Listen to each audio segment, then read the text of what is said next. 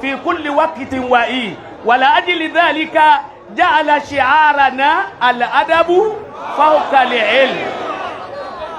هكذا ساءت إرادة الله أن نجتمع أن نجمع وأن نتجمع وراء نجل الشيخ صائب الأنوار المتنوع ذو نورين، نور لشيخ اللبيب تاج الأدب ونور الكمالي الإلهي الرباني. ولكن مع ذلك نحن قوم إذا أعطانا الله كل شيء لا نفخر، والفخر ألا تتفاخر.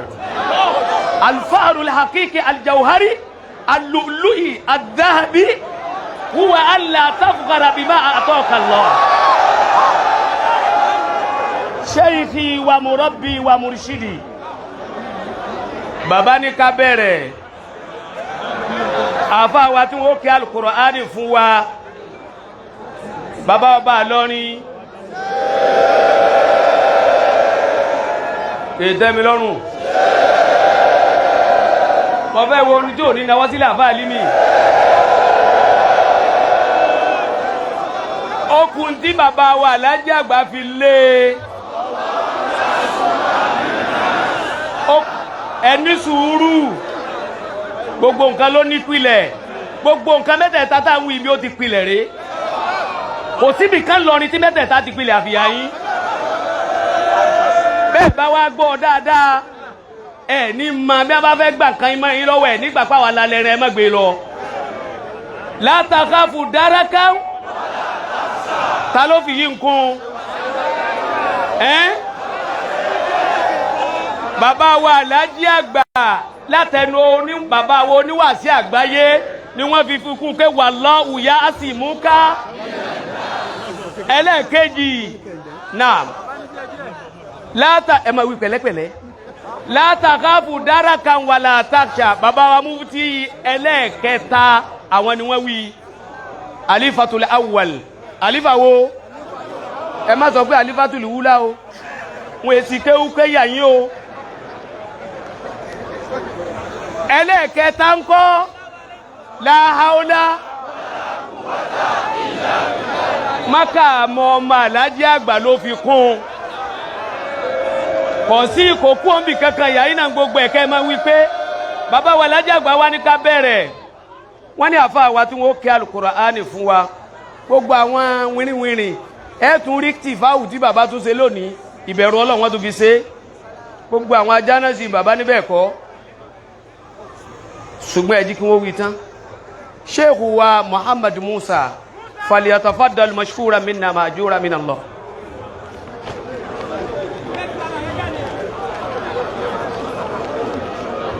Assalamu alaikum wa rahmatullahi wa barakatuh.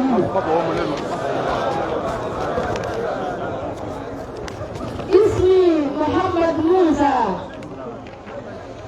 Ana talibun min madrasati al-zumrati al-adabiyyati al-jamaliyya.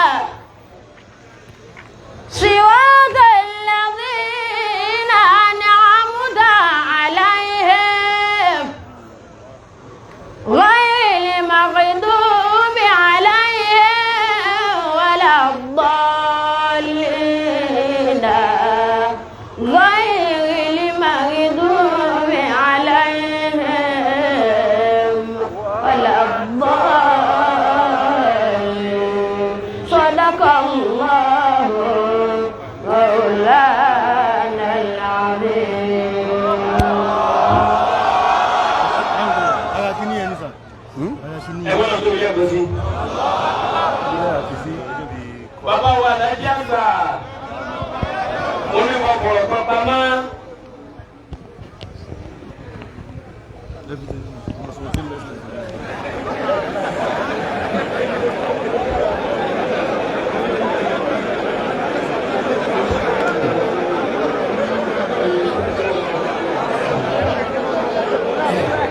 London linguistics tí bàbá wa Alhaji àgbà ní fojú tó. There is what we call cataphorical and anaphorical. Al-ihala al-qabuliya wal-ihala al-ba'diya. Irú ẹ̀ lọ̀rọ̀ hadith Ànábì tó ní èyí tí máa sọ pé buniyal islamu ala khamsin.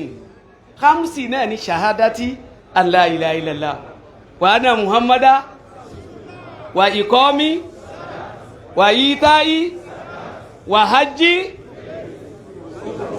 wa saumu alẹ́ tí síwájú alẹ́ tí sẹ́yìn ńgbà tá ṣe ìdánwò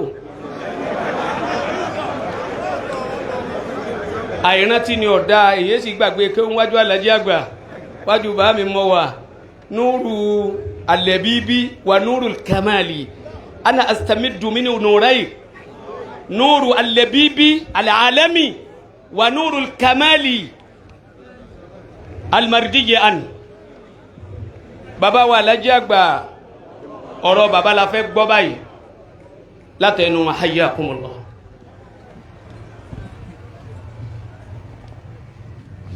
Bismillahirrahmanirrahim.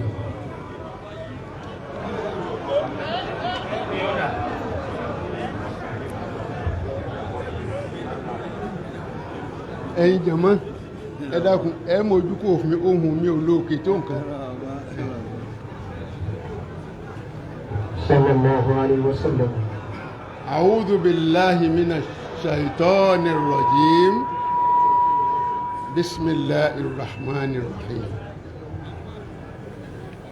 bàbá wa Alhaji àgbà tòní al-khalifatu al-awwalu al-khalifatu al-thani al-khalifatu al-thalithu al-khalifatu ar-rabi'u wala wasu ọ̀rọ̀ Ọlọ́hun nípa Ṣẹ̀tánì ẹni ẹ̀kọ́ ẹni gbé wọ́n bẹ̀rẹ̀ ọ̀rọ̀ wọn pẹ̀lú gbólóhùn Ọlọ́hun tí a ń pè ní bismillahir rahmanir rahim. بكل فرح وسرور يسرني أن أرحب بكم في هذا التجمع الديني لجمعية أنصار الإسلام في نيجيريا تحت رعاية مؤسسها ومديرها العام لجميع مؤسساتها التعليمية سماحة الشيخ محمد كمال الدين حبيب الله موسى الأدبي رحمه الله تعالى. bàbá wa Alhaji àgbà tòní wọ́n ní pẹ̀lú gbogbo tó ń jẹ́ ìdùnnú ìyọ́nú làwọn bẹ̀rẹ̀ gbólóhùn àwọn báyìí pé àwọn kí gbogbo àwọn jàmáà tí wọ́n jẹ́ àlejò wa ní Ansarul-Islam àwọn kí wọn sí ìpàdé tó ṣe pé tá a bá wo ìpàdé náà látòkè láàrin níparí ẹ̀sìn ló pa owó ẹ̀. àwọn kí gbogbo jàmáà yìí sí ọ̀dọ̀ bàbá wa Alhaji àgbà tó ṣe pé gbogbo ìjókòó wa yìí lábẹ́ àlùbáríkà lábẹ́ dúdùn àti wàhálà nípa ẹ̀sìn bàbá wa Alhaji àgbà al-mufti al-awwal li madinati Ilorin wa dawa'iha bàbá wa fadilatu shaykh محمد كمال الدين حبيب الله موسى الأدبي. حضرة الإمام الجليل اسمحوا لي أن أهنئكم على تواليكم هذا المنصب وأدعو الله أن يوفقكم ويسدد خطاكم في أداء مهامكم وأسأل الله أن يمن عليكم بالصحة والعافية وطول العمر والرخاء. bàbá wa Alhaji àgbà wọn náà lo àsìkò yìí láti gba yọ̀ǹda lọ́dọ̀ bàbá wa Ìmámù àgbà. ẹja ń bẹ̀rẹ̀ kan sí i látún bẹ̀rẹ̀ kan sí i. Allahu ya'simuka minan nas la takhafu darakan wala takhsha wala hawla wala quwwata illa billahi al-aliyyil azim. ẹ̀kọ́ ńlá ni bàbá náà wọn tọrọ yọ̀ǹda lọ́dọ̀ bàbá Ìmámù àgbà tòní bàbá wa tí mo fi tọ̀wọ̀tọ̀wọ̀ dárúkọ wọn bàbá wa Muhammad Bashir Dasuki bàbá wa Ìmáàmù Fúlàní Ìmáàmù àgbà nílùú Ìlọrin. bàbá ní ẹ̀yọ̀ǹda fáwọn káwọn kí lórí ìyọ̀ǹda Ọlọ́run àti ìtọ́sọ́nà Ọlọ́run tó ṣe fún bàbá wọn ọba ìlú Ìlọrin àti gbogbo agbègbè ẹ̀. láti yàn yín fún wa nílọrin gẹ́gẹ́ bí ìmáàmù tó tún kà tó sì kájú ẹ̀. bàbá ní ẹ̀yọ̀ǹda káwọn kí káwọn sì ṣàdúrà bọ́lọ̀mọ́ṣà àwọn alálùbáríkà yìí tẹ́ wáyé gbogbo tí ń jẹ́ ìran ìtọ́sọ́nà ẹ̀mí gbogbo àtàláfíà ara ọlọ́mọ́ṣà bá wa ṣokú ẹ̀ fún yín.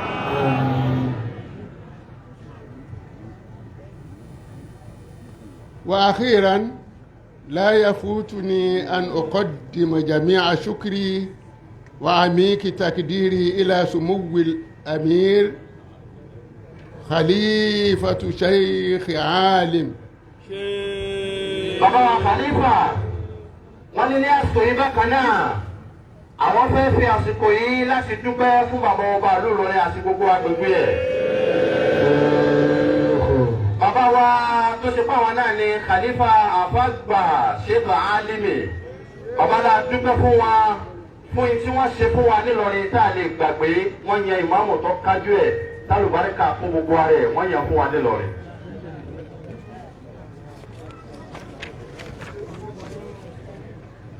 وفي الختام bàbá ní ìparí نرفع كف الذراع إلى المولى جل وعلا أن يجعل تجمعنا هذا تجمعا مرحوما. bàbá ní àsìkò yìí á tẹ́wọ́ wa sọ́dọ̀ Ọlọ́run ọba tí máa gbàdúrà. ìpéjọ wa tí Ọlọ́run ní àpéjọ nírọ̀lẹ́ yìí tó jẹ́ ìpéjọ ti àlùbáríkà ti dùnnú ti ẹ̀sìn yìí. ọba tó ṣe ìkójọ náà ìjókòó alálùbáríkà dákun Ọlọ́run mọ́jà àlùbáríkà òkú ìjókòó náà láéláé. ولا تجعل فينا ولا معنا شكيا. bá a ti jókòó yìí láàrin wa ni àbíyọ́tò wá gbogbo etí ń jẹ́lẹ́ ikú èèyàn dákun ọlọ́mọdé ó sí láàrin wa bá a ti jókòó yìí kọ́dà mọ́jọ ọláyè tí ó lu àwọn àárín wa wá níbi tá a jókòó yìí. ولا مطرودا من رحمته. gbogbo ẹni tí wọn Ọlọ́run ti yọ kó nú àánú rẹ tí ọ̀sán àánú Ọlọ́run lára ẹ̀ dákun ọlọ́mọdé ó sí láàrin wa bá a ti jókòó yìí mọ́jọ ọláyè wọ àárín wa bẹ̀rẹ̀ yọ láàrin jókòó mẹ́. إنه ولي ذلك. ọba tí bàbá ń pè é òun náà lọ́ba tó lágbára láti lè ṣe ogun tí àwọn èèyàn ọlọ́mọ́ta ṣe bẹ́ẹ̀. والقادر عليه. kò sẹ́ni tó lè gbàǹtà ń wí yìí kò sẹ́ni tó lágbára àti gba àdúrà yìí tó yàtọ̀ sọ́lọ́run tí bàbá ń pè é. وإنه نعم المولى ونعم النصير. ó máa ń dà lọ Ọlọ́run náà ọba tó ṣe pé bí ìrànlọ́wọ́ ẹ̀ bá ti dé sọ́dọ̀ èèyàn kò sẹ́nìkan tó lè mú ìrànlọ́wọ́ náà kú kò sẹ́nìkan láyé tó lè ṣe ìdẹ̀kùn fún yàn tí ì bá ṣe Ọlọ́run tá a wí. ولا حول ولا قوة إلا بالله العلي العظيم. àdégbàgbọ́ pé kò ságbára kánbì kan kò sí ètè kánbì kan àti gbogbo tí ń yágbára tètè kò sí nìkan kan ọ̀dọ̀ Ọlọ́run nìkan ló wà. والسلام عليكم ورحمة àwọn الله ọmọ kí gbogbo jama وبركاته. pé ìkí Ọlọ́run àlùbáríkà Ọlọ́run yóò máa bẹ pẹ̀lú gbogbo wa. bàbá wa alájí àgbà ọ̀rọ̀ wọn láti gbọ́n bọ́rọ̀ sì ṣe wò ó dáa tó ẹni ọba sọ lábẹ́rẹ̀ ńgbàtà tún wá gbọ́ lédè Yorùbá grand card àgbà fún gbogbo Kwara State ọmọ alájí àgbà àwọn ni wọ́n tú fún wa èyí tó kàn tẹ̀rìhìbù bàbá tẹ̀rìhìbù tó tó tẹ̀lé òun náà ní ká gbọ́ kọ̀sídà lérí máníájù tí bàbá gbé wa lé wa lọ́wọ́ alákọ̀ọ́kọ́ Sheikh Abdullahi Jibril lè sá ẹwí ẹfún lápapọ̀ mẹ́rin. السلام عليكم ورحمة الله وبركاته. afa yarada afa رؤية لسان الشيخ الفلاني في تهنئة الإمام الفلاني بشير صار العلماء إماما afa yarada أطال الله عمرك يا بشير أطال الله عمرك يا بشير بشير صار للعلماء إماما أطال الله عمرك يا بشير afa ẹ̀sùn ẹ̀rì ẹ̀tù mẹ́rin náà ni ó ká ẹ̀tù. بشير صار للعلماء إماما. àfáà lisanu sheikh wọn ní bàbá wa ìmọ̀mọ́ àgbà. ẹ̀kọ́ wájú wa ni wọ́n jòkó ti bàbá yìí ẹni tí ọ̀gá màtẹ́lẹ̀ kọ́ mọ̀ wọ́n ti di ìmọ̀ọ́mù gbogbo níjà afá nínú ilẹ̀ yìí àti gbogbo àdúgbò rẹ̀. أطال الله عمرك يا بشير. àdéhùn fún yín pẹ̀lú ìjòkó àwọn ẹ̀dá ayé ọlọ́run tí bẹ́ẹ̀ ń jòkó yà kàyé tá a wà yìí ọlọ́run bá tọ́lẹ̀ ní gbogbo lọ́dọ̀ ọlọ́run bá tọrọ ẹ̀ fún ọlọ́run bá sàbà ṣe fún yín lẹ́nu yóò gùn kó pẹ́ kó sì tó wọ́n. فكن رجلا صبورا يا إمام حليما زاهدا يا من يدير. ọ̀rọ̀ lẹ́nu ẹnu bàbá wa alájà àgbà sí bàbá ìmáàmù àgbà ni pé àtúnṣe fún yín báyìí fún ìsáwọn àgbàlagbà ti sún yín tẹ́lẹ̀ ẹ ti dẹ́kun àgbà ẹ dẹ́kun ńláńlá ọlọ́run sì ní jẹ wálẹ̀. onísùúrù ní tẹ́lẹ̀ bàbá ni ẹ kún fún sùúrù kẹ́ ẹ tó jẹ́ sùúrù kó tó pọ̀ sí i. ẹ̀yin ni wọ́n mú gbogbo wa ẹjẹ́ haliman aláfaradà. bàbá sọ fún wa pé yàtọ̀ ń bẹ láàrin sùúrù àti faradà o. ǹjẹ́ tí wàá mọ̀ yàtọ̀ náà abẹnú alájí àgbà mi. onísùúrù ó tì í ní abá ti ń tì í ní abá ti ń tì í. ó bá yẹ kí kan kí yóò sì yí padà sí yẹn. àmọ́ ní faradà bẹ́ẹ̀ bá ti tì í tẹ́ ẹ tì í tọ́lá jẹ́jì yóò tó wá pẹ́ gbìn. wọ́n ní méjèèjì ọ̀dọ̀ wọ̀nyí ẹni sùúrù náà lẹ́ẹ̀fẹ́ lọ àyíná ẹni faradà gbogbo tẹ́ ẹ bá ní kẹlẹ́ rí ọlọ́wọ́ kùnrin o. وما تبشيرنا الحبر الفلاني إمام ضيغم لسن صبور. ẹ̀ka ìjọ ni ayé sá ìráyé sá ò sí bí pé kéèyàn wọ́n tó ti ń lò láyé. ìta wọn fẹ́ kẹ́ ẹ ti láyé náà ní pé gbogbo ń tẹ̀ rí lóore títí ń wọlé tí ó sì máa wọlé nì. ìráyé sá bẹ̀ náà ní pé kẹ́ ẹ náà rí sí nǹkan kan kẹ́ ẹ wò ó bíntín kẹ́ ẹ lè débi àwọn àgbàlagbà dé lánàá tó ń jẹ sọ́kàlẹ̀ dáadáa. bàbá wọn tó bá yín yòókù yìí bàbá wọn gbà wọ́n fún bàbá wa tí wọ́n lọ bàbá wa Bashir lánàá wọ́n ti kú tí wọ́n jẹ́ àjẹ́ ara ìmọ̀ alifulani wọ́n wà láàrin wọn wọ́n lo àárín wa wọ́n ti kú wọ́n ti lọ àlè ní wọn mo ti já ìkéyàmọ̀. bàbá wa Imam náà ní dẹ́gbà òun ni kìnìún wọ́n èèyàn níbi wọn bá jòkó sí kìnìún ló jòkó síbẹ̀ níbi wọn bá jòkó sí ẹkùn ló jòkó síbẹ̀ àánú ọlọ́run tó lọ́n ti ṣe wọ́n bẹ̀ lọ́wọ́ sẹ̀yìn náà bẹ́ẹ̀.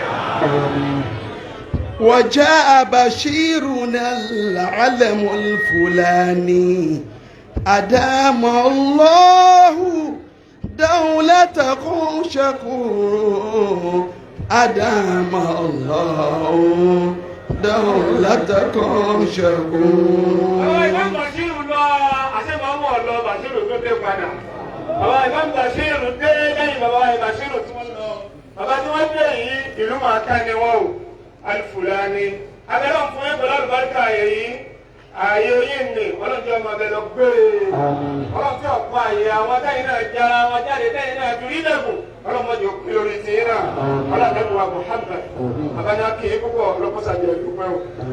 bàbá wa Alhaji àgbà wọ́n ní kí a tó pe àáfàá wa Ashayi Isahak Akaje bismillah kí àwọn àáfàá wa Sheikh wa Usman ojú ẹkún kí wọ́n sì máa tẹ̀lé wọn bí dókítọ̀rù wa ayára bí wọ́n ṣe tú káwọn náà tú Sheikh wa Usman ojú ẹkún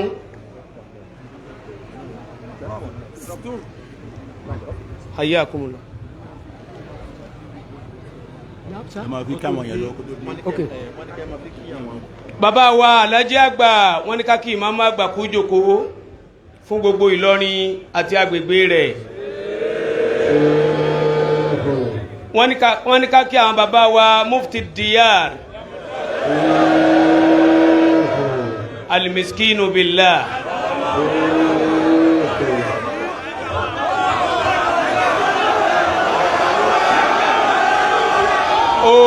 wow ọ̀kan lọ́mọ bàbá wa Alhaji àgbà wọ́n ní kí n sọ fún bàbá Mufti pé tẹ̀fsírì táwọn tún fún wa lè kéwú pé mìsìkínù ẹsẹni tí ò lówó ẹni ó bá tún mìsìkínù sẹni tí ò lówó kò mọ kéwú torí pé Kùránì sọ̀rọ̀ pé mìsìkínù ẹsẹni tí ò lówó ó ní fa ama sẹ̀fínàtù fàkánátìlì masakin mọ́tò làwọn èèyàn ń dù àrìsìkí tó bá dọ́wọ́ yẹn téèyàn fi rọkọ̀ ojú omi sólò sí rà.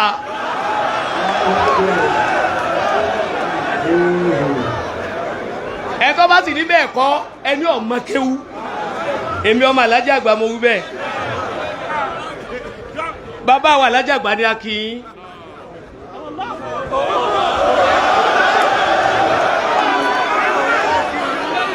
Bàbá wa Alhaji àgbà wọ́n ní ká kó lóyè púpọ̀ mo lóyè púpọ̀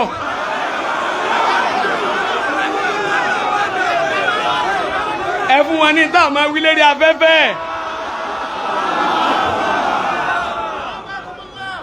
al-Imam al-Watani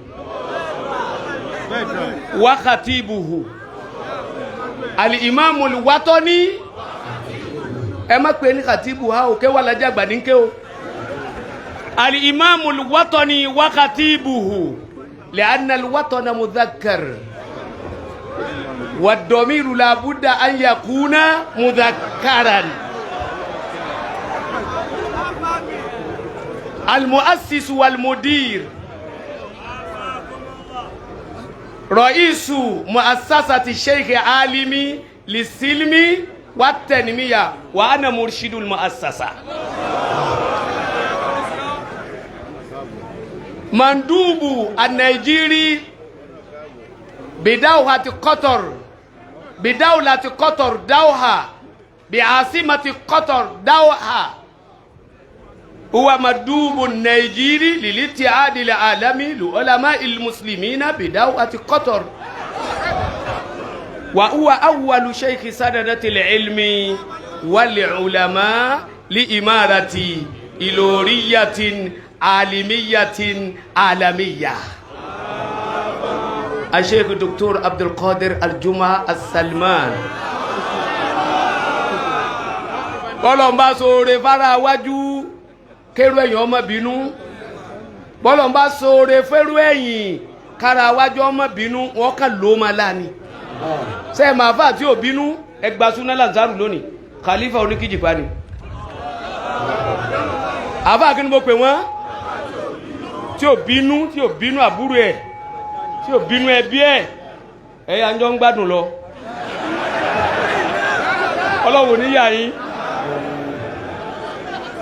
bàbá wa alájà àgbà ní ká kí yín bàbá wa sheikhul ulama sheikhi wa murabbi wa murshidi wa muwajjihi wa muallimi wa mufahimi الشيخ العلامة الوائس الإلوري العالمي العالمي الشيخ ترك الدنيا واتجأت الدنيا برمتها إليه اتجه إلى الآخرة وأقبلت عن الدنيا فإذا نرى الدنيا اتجأت عليه الشيخنا الفقيه الورع الزاهد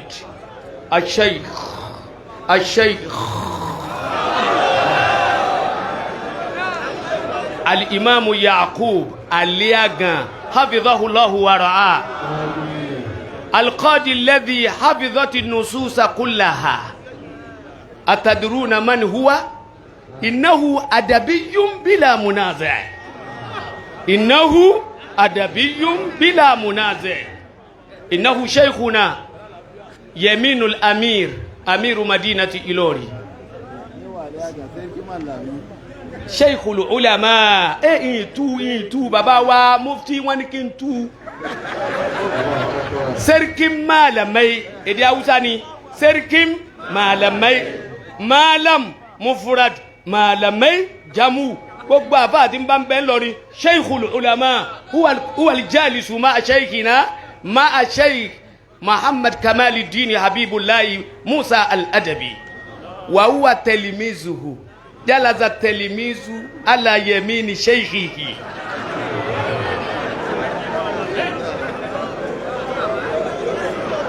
salaki barfolon Waziru Sare ọmọ bàbá wa Ọba Ìlọrin agbọ́ọ̀tún bàbá wa Justice Harun retired Grand Cadi but not tired Professor Ebansami ẹ bá pè yàn súná téèyàn jẹ́ bẹ́ẹ̀ ọlọ́mọdé wọn ó fi pè yàn púpọ̀ ní téèyàn jẹ́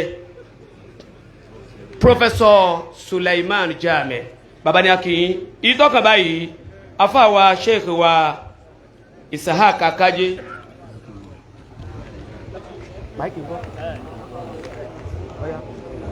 سبحان من لإمامة يختار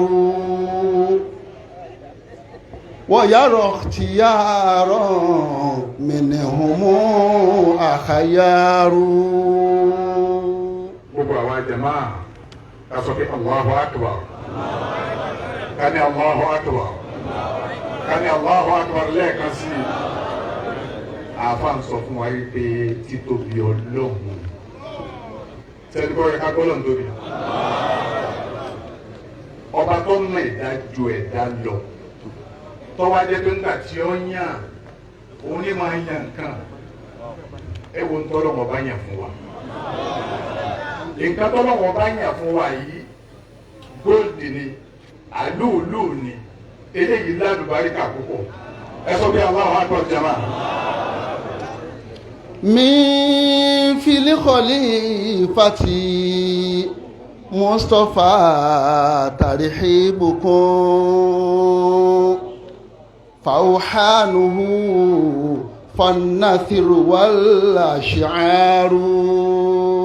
nínú òkúrò lẹ́yìn tá a gba bàbá wa ìmáàmù àgbà ìmáàmù tuntun lálejò láyé bàbá wa alájí àgbà yóò dá fún ọgbọ́n òṣèré wílẹ̀ kásì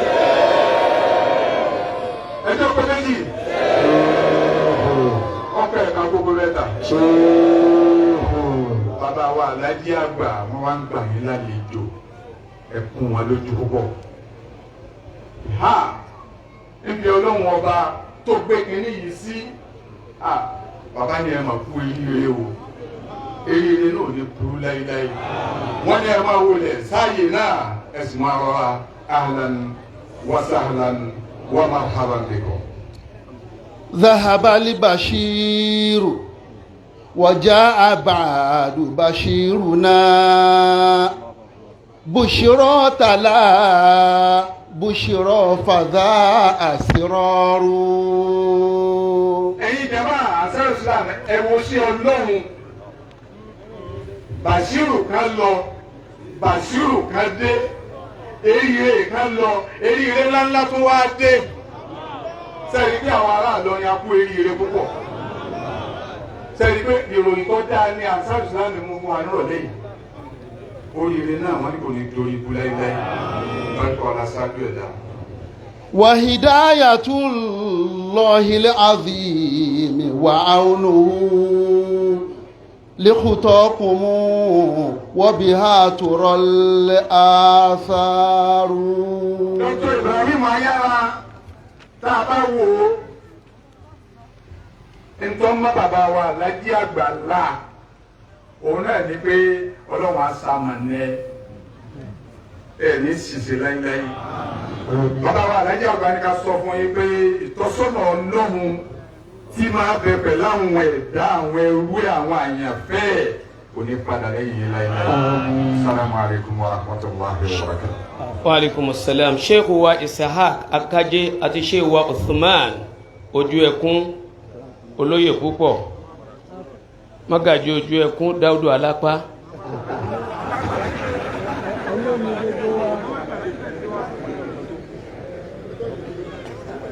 wọ́n láàrin nìkan làwọn mẹ́yọ̀ kan tó sẹ́kù the first malami ubandoma. bàbá wa ọmọ kéwà Àlàjí àgbà olólùfẹ́ Àlàjí àgbà bàbá wa Débísí Lọ́fà àwọn máa pálíkì ń bà fáwọn alálùkùránì ni ọlọ́run ò ní dààmú yín tálíkì àmèdè bàbá wa kéèmì yá ẹ máa wà dáadáa general secretary Ansarul-Islam ẹ nàrókún orí wọn mẹ́ni tó jòkó dáadáa ẹ gbọ́dọ̀ tó fi fún wọn lẹ́ẹ̀kan náà kéwù yẹmí àbí ọ̀yẹmí bàbá wa Àlàjí àgbà ni wọ́n ní kí n ṣe lálálàbọ̀ ẹ ti mọ láńgbéjì alálàbọ̀ ní ká ṣe láńgbéjì ọba lọ́rínú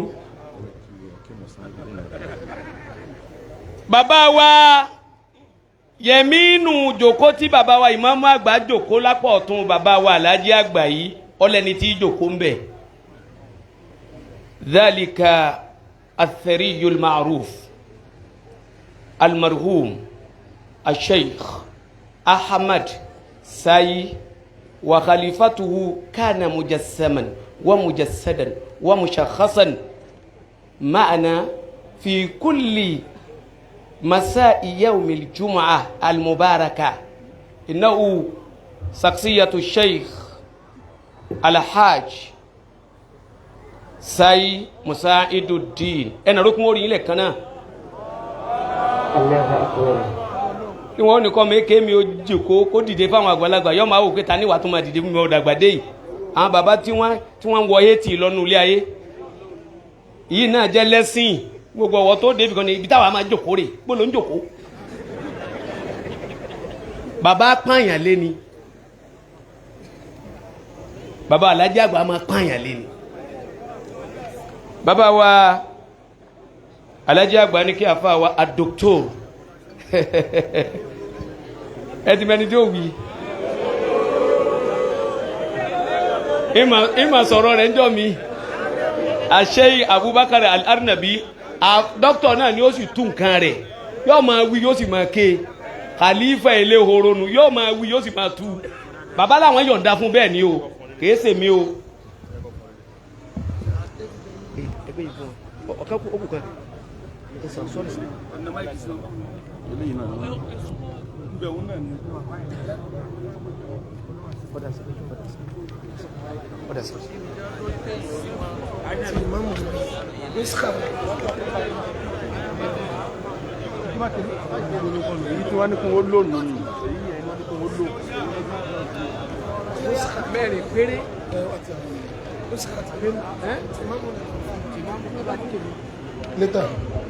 أعوذ بالله من الشيطان الرجيم بسم الله الرحمن الرحيم العنوان أهلا وسهلا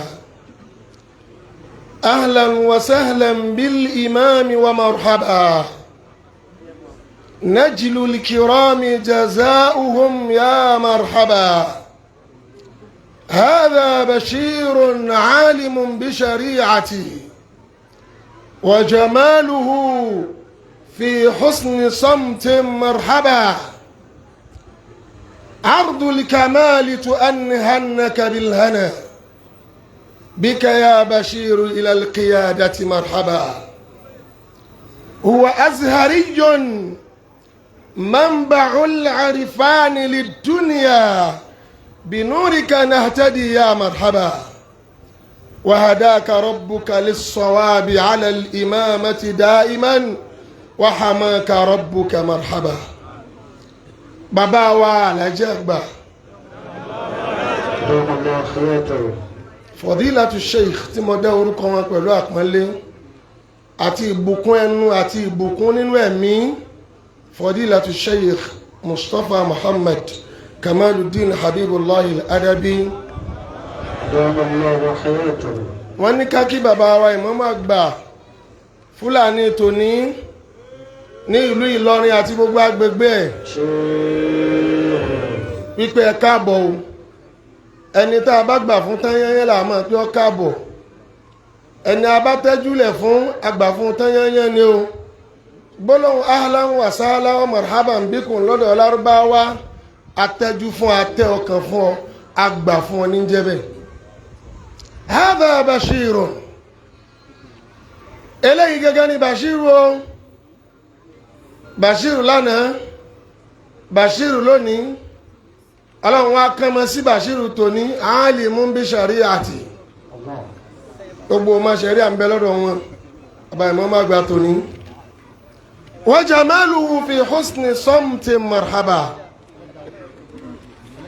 kìíní kan tí olómi nú ní máa pariwo bọ́ bá rí tí máa má gba tòní tí wọ́n dákẹ́ jẹ́jẹ́ ìmọ̀ lọ dákẹ́ wọn o ẹwà wọn ní ìdákẹ́jẹ́ wọn ìdákẹ́jẹ́ wọn ní ìmọ̀ wọn báyìí ardul kamali to annihannaka bilhana ilẹ̀ bàbá wa alájẹ́ àgbàtà wà yìí ń kí bàbá wa Imam àgbà nílọrin lónìí ìpè ẹ máa wọlé ẹ máa rọra ẹ máa wọlé ẹ máa rọra bíkà ya bashiru ila alqiyadati marhaba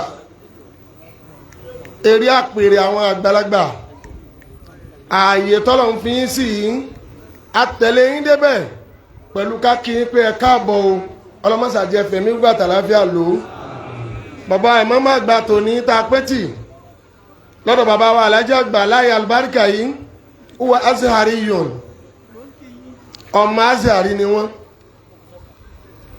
ọmọ azhari ni wọ́n tí wọ́n bá pè yàn lọ́mọ azhari ibi wọ́n ti bí kéwú tí wọ́n sin kéwú síjọ́ tó kùnù nì ibẹ̀ ni bàbá Imamu òní ti lọ ké lábẹ́ bàbá wa sadaratul ilmi wal ulama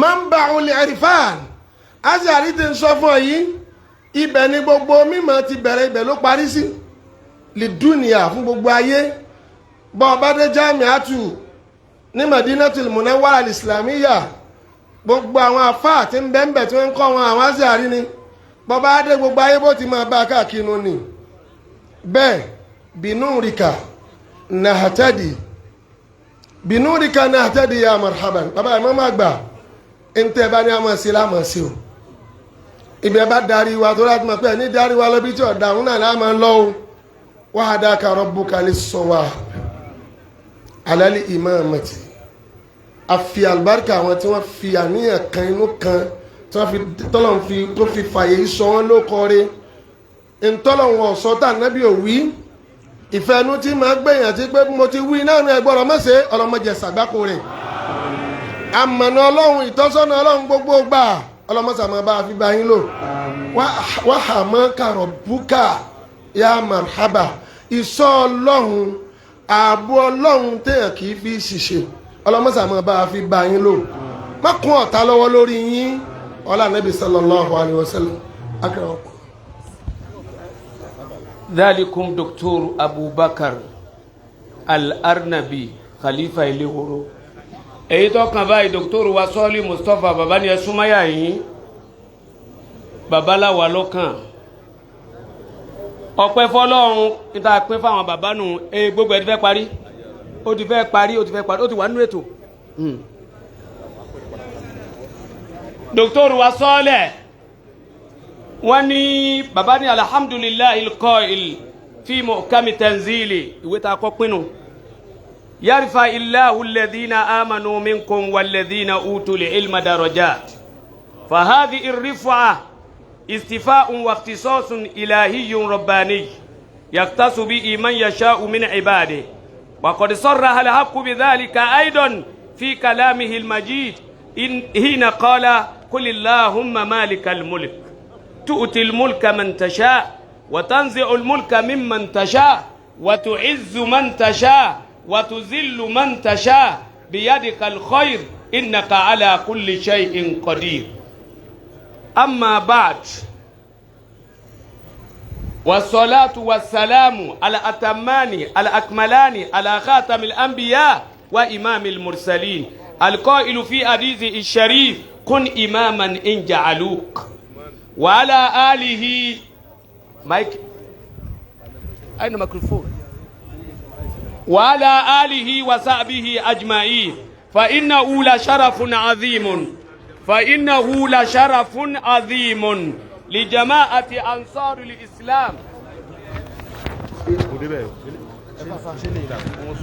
لجماعة أنصار الإسلام ولجميع الأدبيين خاصة ولخليفتنا المربي القدير الشيخ مصطفى كمال الدين حبيب الله موسى الأدبي حفظه الله ورعاه بصفة أخص نراهب بكبير أئمة إمارة إلوري الجديد الشيخ محمد البشير بن الإمام الدسوقي حفظه الله ورعاه وسدد الله خطاه وأمد في عمره ومتاعه بالصحة التامة والأريحية النشطة والهداية الإلهية للقيام بهذه المسؤولية الإمامية كما نراهب بأصحاب الفضيلة من العلماء الأجلاء والأعيان البارزين والسادات والسيدات الكرام وعلى رأسه إمام الجامع الوطني الشيخ سنة العلم والعلماء والشيخ المفتي لهذه الإمارة الشيخ سليمان فاروق أونيكيجيبا المسكين بالله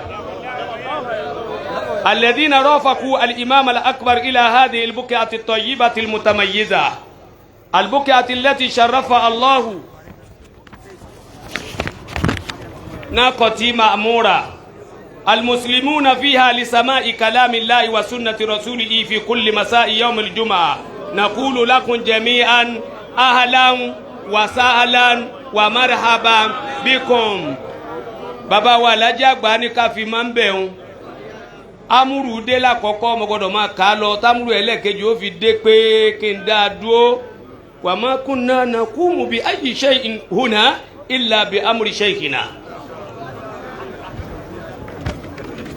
gbogbo tí wọ́n sọ ní ṣókí. ẹ̀yà nù.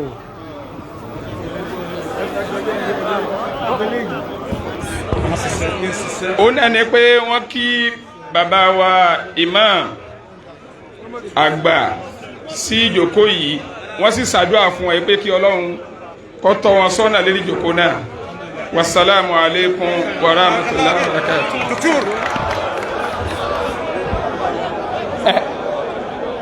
èyí tó kàn báyìí ó ní ká gbọ́ ọ̀rọ̀ látẹnu bàbá wa national missioner fún Ansarul-Islam.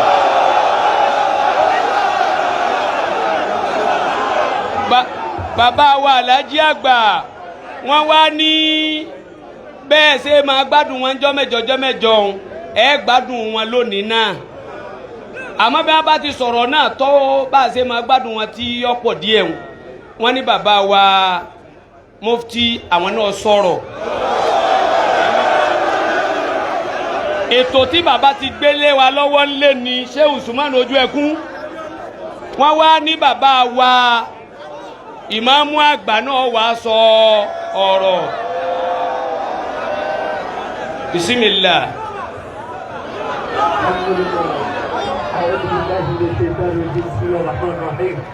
bàbá wa yára. àyàbá wọn kú ìyàmá lẹ́dí àjọyà. ومن جلاله وشي السحابة وسلم في الدنيا سابه في ولما رد يوسف بعد بعد وكان أبوه ينتهج السحابة مصارك ونص أحمد واصطفاه وآتاه الرسالة والكتابة وكرمه وسماه حبيبا وآتك من شفاعة أتويكا وكان الفضل اليتيم على عطوه متاك به وداعتك ثوابا جبر الشيخ كمال الدين كل المرامي أمين يا مولى المثارى مرامي أمين يا مولى المثارى. àwọn bàbá wa Alhaji àgbà wọ́n ní ká papọ̀ pé a'udhu billahi minash shaitanir rajim. بالله من الشيطان الرجيم. بسم الله الرحمن الرحيم. بسم الله الرحمن الرحيم. الحمد لله رب العالمين. الحمد لله رب العالمين. الرحمن الرحيم. الرحمن الرحيم. مالك يوم الدين. مالك يوم الدين. اللهم صل على سيدنا محمد وعلى آله وصحابه وسلم. اللهم صل على سيدنا محمد وعلى آله وصحابه وسلم. آمين. آمين. adúpẹ́ lọ́dọ̀ Ọlọ́run. alhamdulillah. aya nabi Muhammad. sallallahu alaihi wasallam. àwọn bàbá wa Alhaji àgbà adaballahu hayatahu. tí n bá ti dákọ̀ bàbá wa Alhaji àgbà gbogbo àwọn àfáà wa mọ̀ pé àwọn náà mo dákọ̀ wọn torí àsìkò yìí bàbá sẹ́ríkì Malami bàbá Grand Kadi retired àfáà wa bàbá wa Sheikh Suleiman professor àti gbogbo ẹ̀yin àfáà wa. àwọn bàbá ń kí bàbá mufti ń bá ní mufti ẹni dìyàrí òtítọ́ àti ní dìyàrí. bàbá wa Malami Ubandoma iṣẹ́ tí mo kọ́ fẹ́ jẹ́nu nínú ilé ni wọ́n ti bẹ̀ mí ń ṣẹ́ mo wá fẹ́ jẹ́ ń ta gbangba. Allahu Akbar. bàbá wa Alhaji àgbà ni wọ́n ní àlọ́ kí wọn. wọ́n wá ní àlàákì ọ̀dá kéèyàn jẹ́ lóòótọ́ ẹ ti ṣe ẹ tún bá ń ṣàdúrà kànṣe fún bàbá mufti. mo wá ṣàdéhùn pẹ̀lú bàbá Ubandoma pé yín sì jíṣẹ́ náà ẹ ṣeun bàbá. ọlọ́run ó kì í bẹ̀ ṣe. àmín. mo ti jẹ́ o bàbá. mo wá fi jíjẹun kí gbogbo ẹ̀yin ìlàrí ọlọ́run níjòkó lórí àsìkò ọjọ́ ti lọ gbogbo àwọn àfáà wa tẹ́rí tí wọ́n sọ̀rọ̀ ní tí dòkítọ́rù wa Bulbul Adabi Bulbul Adabi ẹwí bẹ́ẹ̀ bá ti gboyè ilé Sheikh Alimi omi ọmọ tẹ̀lé ni yóò wá máa bẹ lábẹ́ ti Sheikh Alimi iṣẹ́ táwọn bàbá rán gbogbo wa ni ẹ ṣé o àmọ́ ìmọ̀mọ́ àgbà tèmi ẹ káàbọ̀ sáyé yín ẹ káàbọ̀ sáyé yín nǹkan náà ni wàákíní tájùlẹ̀ àdábì tájùlẹ̀ mọ́mínì àtọ̀ agbájì gbogbo ẹ̀ náà ló transform sára bàbá òbádọ́mọ àgbá ìdúdọ́mọ bákan náà ẹ ṣé o àbẹ̀ ọlọ́run fún yín tẹ́ wá ọmọ dáa púpọ̀ o àwọn àfáà yín mọ̀ fẹ́ dáadáa fún yín o ẹ máa mọ yìí tí wọ́n ṣe lónìí bàbá tí ń kò lé ọ tá a kírun tán o tá a sì jẹun tán wọ́n wá ń sọ báyìí pé a máa bọ̀ wá Ansarul-Islam gbogbo ń tọ́jú èèyàn láyé ọlọ́run ni wọ́n máa gba bí kọjá ni àkọ́kọ́ òde tẹ́kọ̀ọ́ lọ lẹ́yìn tẹ́ kírun ibi wọ́n mú yín wá ní ẹ̀rí fẹ́ ká máa bẹ pẹ̀lú fẹ́ ọmọ dáa púpọ̀ o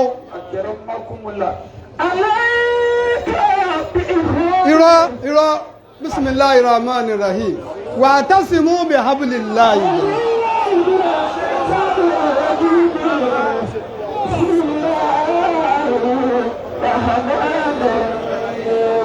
واعتصموا بحبل الله جميعا ولا تفرقوا واذكروا نعمة الله عليكم إذ كنتم أعداء فألف بين قلوبكم فأصبحتم بنعمته إخوانا Al-Mufti wa Ubandoma. Ẹ ti bá ń tú. Al-Mufti wa Ubandoma. Mo mà dúpẹ́ o. Mo wà láàrin àwọn méjèèjì inú mi ń dùn lónìí omi ò jábọ́ lójú mi.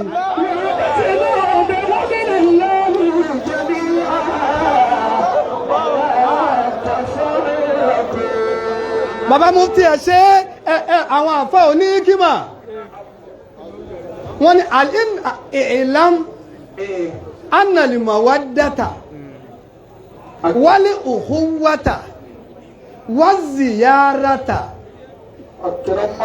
sababu ta'alufi lọ́mọ bàbá Professor Jimba bàbá Professor Aláṣọ Dr. wa ẹ̀ṣẹ́ yóò ṣà Ádìrìdùwà ìlàm lọ́mọ ìwọ́tọ̀ ọbẹ̀ wà sílẹ̀ ní wà sí àlàjì àgbà annalẹ̀ ìfẹ́ wal ukhuwata ìjọmọ̀ ìyá waz ziyarata mo ti rí ọpẹ́ mọ́ wá kí ọ ní fún o ṣe rí ìhun sàbábù ta'alufi takhalufu kọ́ ta'alufi fa alafa bayna qulubihim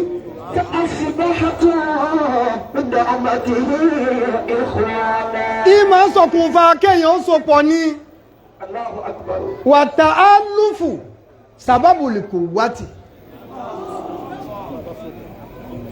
bẹ́yẹn bá ti wá sopọ̀ èèyàn lágbára àwọn bàbá kúnnù ẹ̀ láti máa sọ fún wa púpọ̀ ẹ ṣe pẹ̀lẹ́ o tafarruqu náà yusabbibu da'fa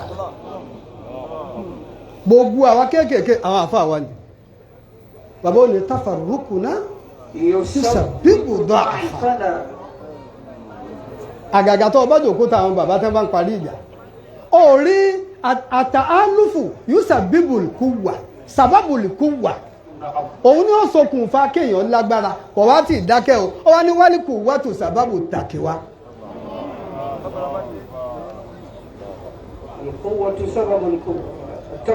wàtàkíwá ó wá ní sọ orí tàkíwá tó orí un hisnu mani yamna uddaima wa yunalu bi irragaib àràgá ìbù wà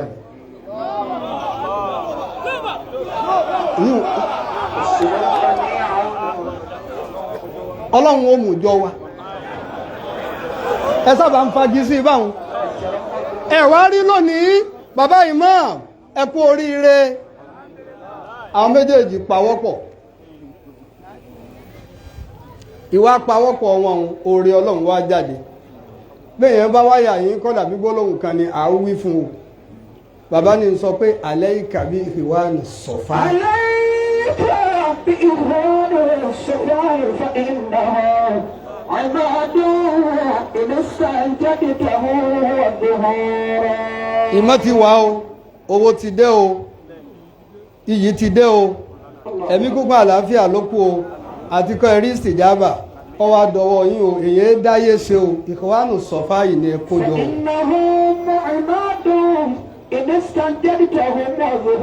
bẹ́ẹ̀ bá ti rí ẹmẹ̀wà dáadáa yóò mọ gáìdì yàn ẹ láwọn tó jù yín lọ tí ọmọ tẹ̀lé yín o níjọ́ tó tí wọ́n bá ń gbà fún àáfàá wa ni àwọn ni ẹjọ́ wọn máa sọ pé àáfàá wa ni ẹ̀yin ẹ mọ̀ pé mi là àáfàá yín.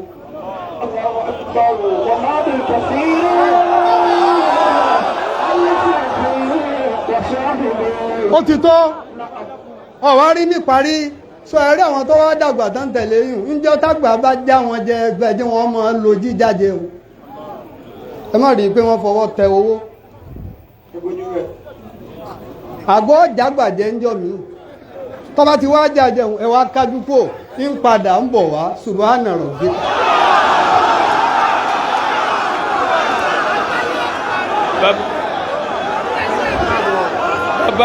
bàbá wa alájí àgbà bàbá wa alájí àgbà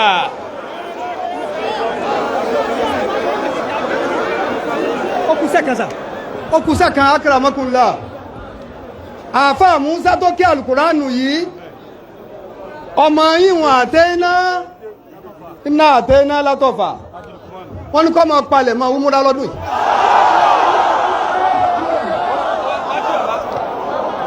àtẹ́ná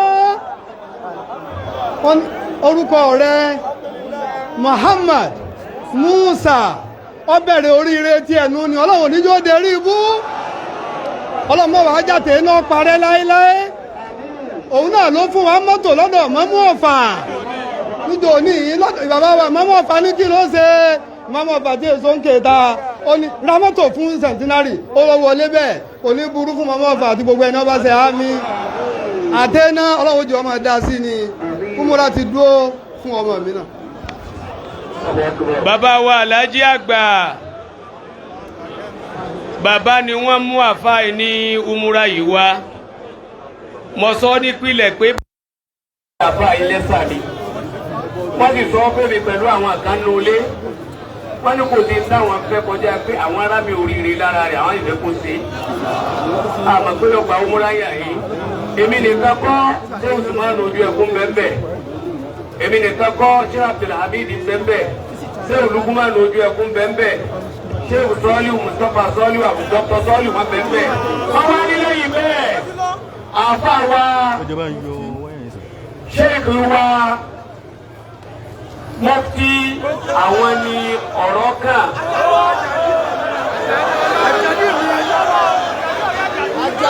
bàbá wa pẹ̀lú Jimba nígbà tẹ tẹ̀léra indo níyì nínú ìgbìmọ̀ tó bá yàn tẹ́mi náà jọ kan nínú ìgbìmọ̀ náà mọ̀ wá number 5 out of 9.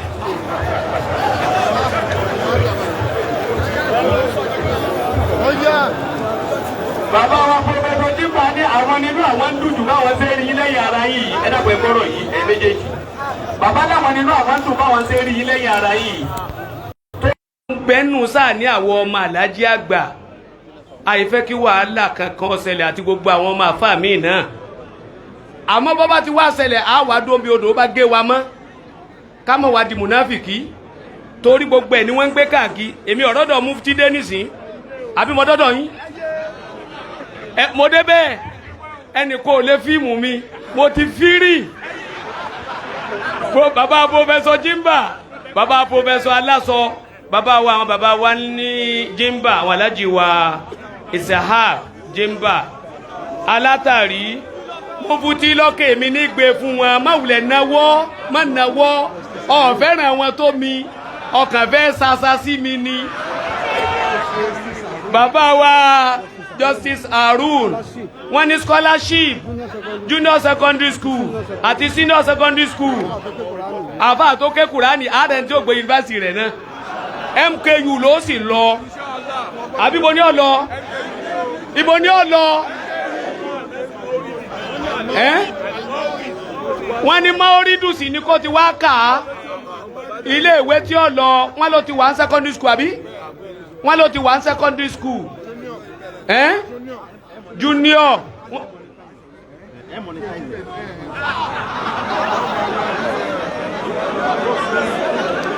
bàbá sọ̀rọ̀ ní ètò bẹ́ẹ̀ mẹ́wàá mi ò tó bẹ́ẹ̀ bàbá sọ̀rọ̀.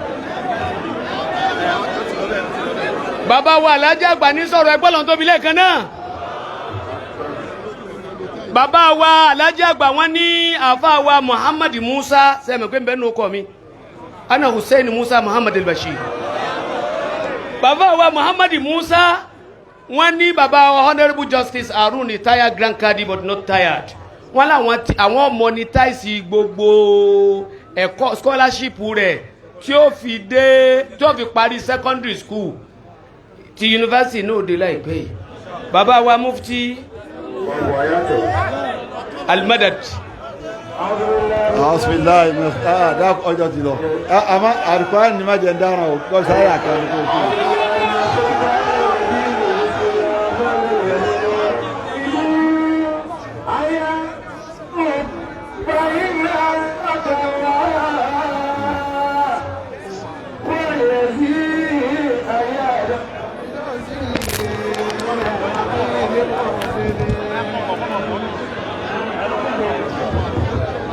أعوذ بالله من الشيطان الرجيم بسم الله الرحمن الرحيم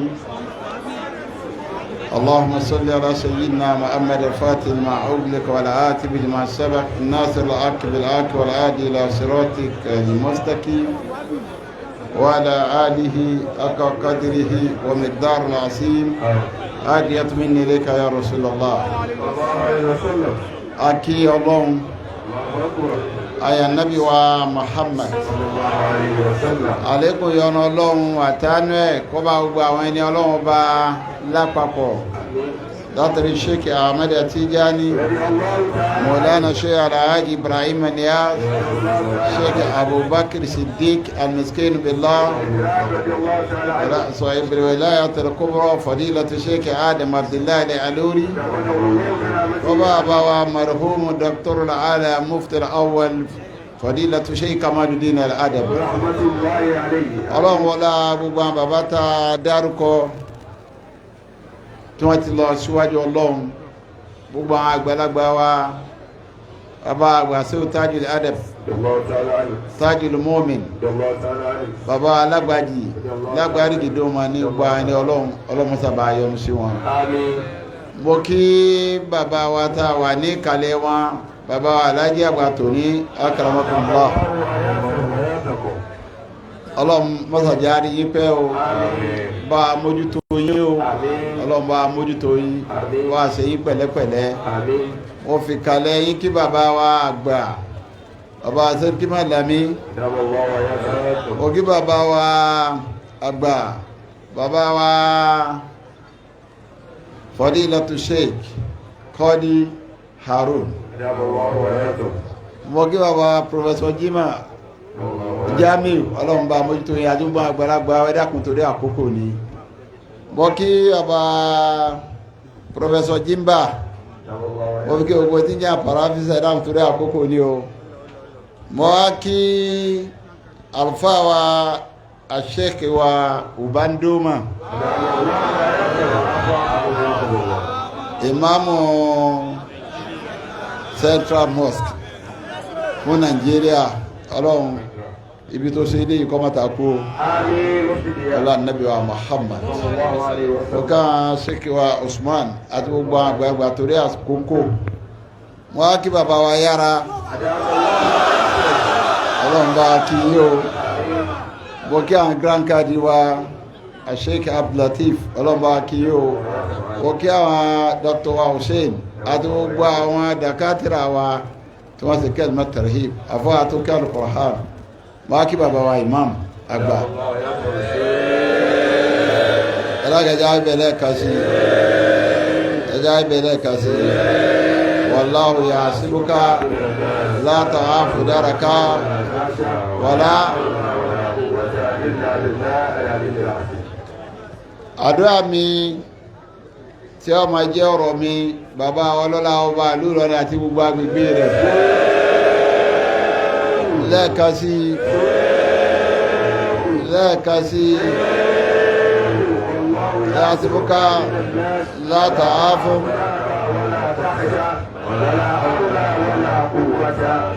àtìgbà wọn àtàgbà wọn àtọ́lá wọn ọlọ́mọ bá kàkà jẹ́ mbẹ́ àtòní wọn àtọ́lá wọn àtòtúnlá wọn ọlọ́mọ jẹ́ kàn bá jẹ́ mbẹ́ ó bọ̀ ọ̀nà tọ́lọ̀ ń wá fi dúpẹ́ fẹ́ dá ní kọ́ bá fi dúpẹ́ fún wọn torí tí ń jẹ́ àṣẹ ìlú ìyọwọ́ wọn lọ́wọ́ ẹni bá sì wọn ó fún ọ̀hànfọ́ àkáǹkì safety jani ó ní anta babullahi ayyumurihi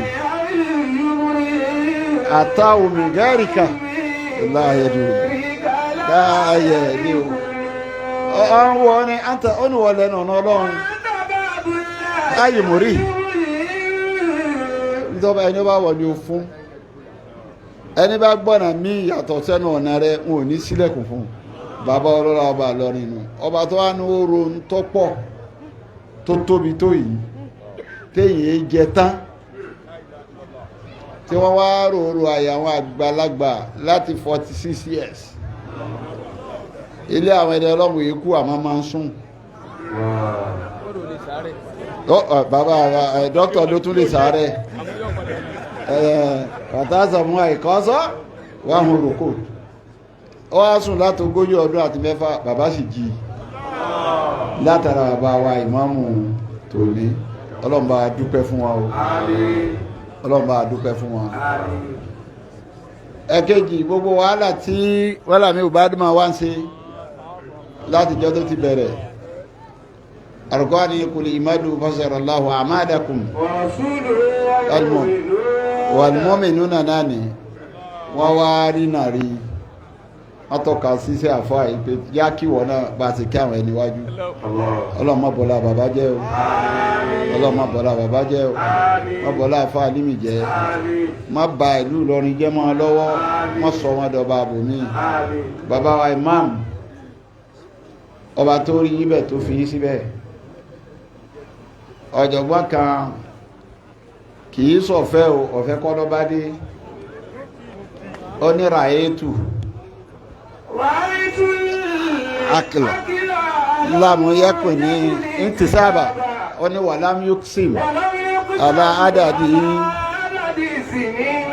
wàláwánà ní nátàkọ̀ ìsàmátí àwálé àbà wọ́n sì bàtà ìbà ní náà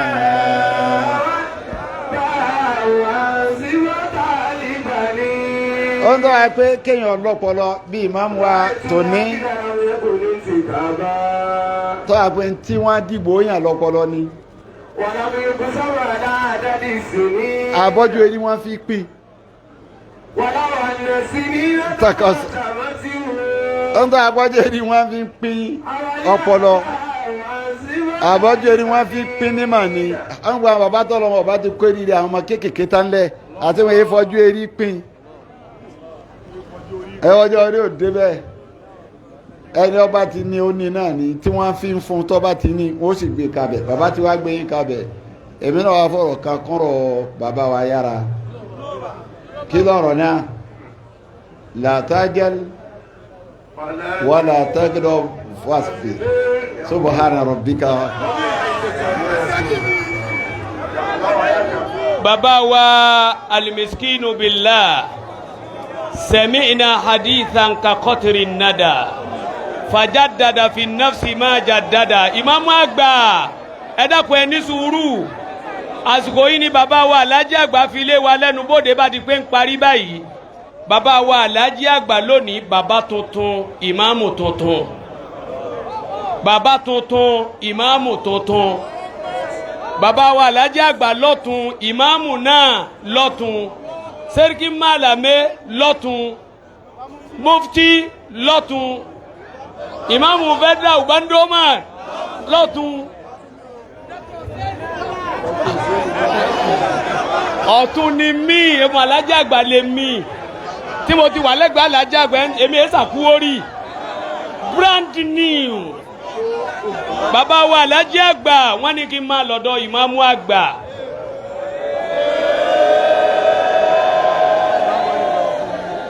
bàbá wa Alhaji àgbà bisimilah ìmáàmù àgbà.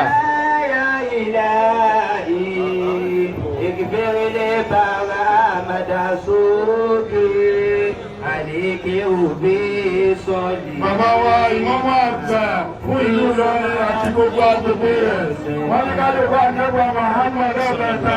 Sallallahu alayhi wa sallam. Sallallahu alayhi wa sallam. Sallallahu alayhi wa sallam. Wọ́n dá mi wà náà kájú ó pé mẹ́ta. Àmín, àmín, àmín ya Allah. Wọ́n láwọn fi kíkí bàbá wa fàgbà Sheikh Alim tagamadahumullahu bi rahmati. Wọ́n ní ká ṣe ṣéhù náà lẹ́ẹ̀mẹ́ta. Ṣéhù, ṣéhù, ṣéhù. Wallahu ya'simuka minan nas. La takhafu darakan wala takhsha. Wala hawla wala quwwata illa billahi al-aliyyil azim. Wọ́n láwọn fi kíkí bàbá wa Sheikh Alim àwọn fi kí àgbàlagbà láàyè yìí. Wọ́n láwọn fi kí àwọn àgbàlagbà láàyè yìí lánàá. Wọ́n ní kò sí tí ó máa dùn mọ́ máa kéwù àbí kẹ́ pọ́n àfa rẹ̀ lé. Kò sì sí nǹkan tí ó bá nú jẹ́ àbí bẹ́ẹ̀ bá yẹ̀yẹ́ àfa rẹ̀. Ọlọ́run àbí ọwọ́ lápẹ́ àyè yìí. Àyè mọ́lẹ̀ ló ṣe lánàá. Lónìí náà àyè mọ́lẹ̀ ni. Kọ́dà bọ́bá tún di lọ́la abẹ́lọ́ ìmọ́lẹ̀ rẹ̀ ọlọ́mọgbè kú mẹ́. Bàbá wa láàyè yìí lánàá. Àwọn náà ní orí. Tá a bá sì ti dami sórí yóò sàn dẹ́sẹ̀ ni. Bàbá wa Sheikh Kamaluddin Al-Adabi rahimahullahu ta'ala. Wọ́n ní ká ṣe bisimilayi kulu Allahu mẹ́ta fún ọlọ́mọba àbùkù kẹwọn. Kulu Allahu ahad Allahu samadu lam yalid walam yulad walam yakun lahu kufuwan ahad. Bismillahir rahmanir rahim. Kulu Allahu ahad Allahu samadu lam yalid walam yulad walam yakun lahu kufuwan ahad. Bismillahir rahmanir rahim. Kulu Allahu ahad Allahu samadu lam yalid walam yulad walam yakun lahu kufuwan ahad. Amina, amina, amina, Allah. Àwọn bàbá wa tí wọ́n wà ń jókòó tí wọ́n ń bẹ láàyè wọn lónìí. Ọlọ́run ò wọ́n láwọn bẹ̀ lọ́n fún yín àyà àwọn àgbàlagbà Ọlọ́run jẹ́ lópẹ́ o. Ọ̀làlá ilaha illallah. Gbogbo àwọn tí àwọn bàbá wa mufti tí wọ́n ṣàdúrà fún látòkèdélẹ̀ tí wọ́n sì dákọ̀ wọn. Wọ́n ní gbogbo wọn làwọn náà ṣàdúrà fún àwọn sì dákọ̀ wọn. Àti bàbá wa Málàmí Ubandoma. Ọ̀la bisimilahi subahana rabbika délẹ̀ gbogbo wa. Bisimilahi rahmani rahim.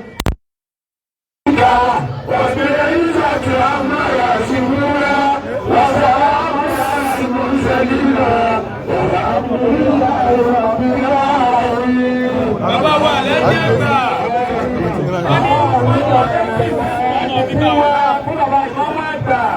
Bàbá wa Alhaji àgbà fẹ́ fi lẹ́tì ẹ̀kú bàbá ìmáàmù àgbà. Ìdàkúmọ̀ bá Ìlọrin. Bàbá Alhaji àgbà. Wọ́n fẹ́ fún bàbá ìmáàmù àgbà lẹ́kùn lẹ́la. Ẹ̀kú Al-Qur'an al-Azim àti àlìkíńgbà tó bò háyà. Wọ́n fẹ́ fún bàbá ìmáàmù àgbà fún gbogbo ọlọ́rẹ̀ àdágbègbè ẹ̀. Ọlọ́run mọ́tà pàlùbáríkà sí i. àríkímbà náà lò ẹ̀fọ́ ẹgbẹ́ àríkímbà náà sí lẹ́gbẹ̀ẹ́ kan àríkímbà ni òní láti kímbà náà sẹ́sẹ̀ dé láti máka ọlọ́pàá fún àlùbáríkà sí